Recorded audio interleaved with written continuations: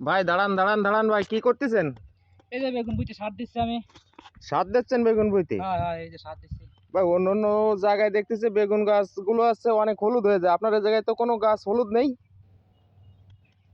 আশা করি এখন কোনো গাছের তো আল্লাহর রহমতে এখনো হলুদ হয়নি। সেরকম ভাইরাস কোনো গাছ লাগেনি। ভাই কি সার দিচ্ছেন? সার দিলে কি উপকার হবে ভাই? এই সার পটাশ জিপসার 1 কেজি ইউরিয়া এরকম দিচ্ছি। ভাই বেগুন হয়েছে কেমন ভাই? ওরে বাবা, বেগুন হয়েছে মানে বেগুন দেখেন, এই দেখেন, দেখেছেন? ওরে বাবা, বিশাল ব্যাপার যে এক একটা গাছে যে মাটিতে যে এই দিক তাকান, এই দিক তাকান। এই যে এইটুকু গাছে 3টি ফল ধরেছে, এখনো তো বেশি দিন নেই। 3 মাস বয়স, এই গাছের বয়স 3 মাস।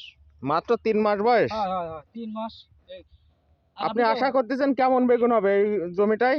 এখন নতুন ফসল আমি তো করতেছি, নতুন উদ্যোক্তা, তাই ইচ্ছা আছে ভালো 60 ফলাফল 70। পাবেন অবশ্যই। অবশ্যই অবশ্যই 60-70 হাজার টাকার বেগুন। ভাই গাছের বিকেল। উপরে মানে মাটি থেকে সব আছে, বেগুনগুলো কি মাটিতে পড়ে আছে এখনো? প্রথম ফল ধরেছে এই গাছে। তাই? হ্যাঁ, প্রথম ওরে ধরেছে। বাবা, এক একটা গাছেতে প্রচুর পরিমাণ বেগুন এই হয়েছে। তো দেখেন ফুল, দেখেছেন? সব ডগে ফুল, সব ডগে ফুল।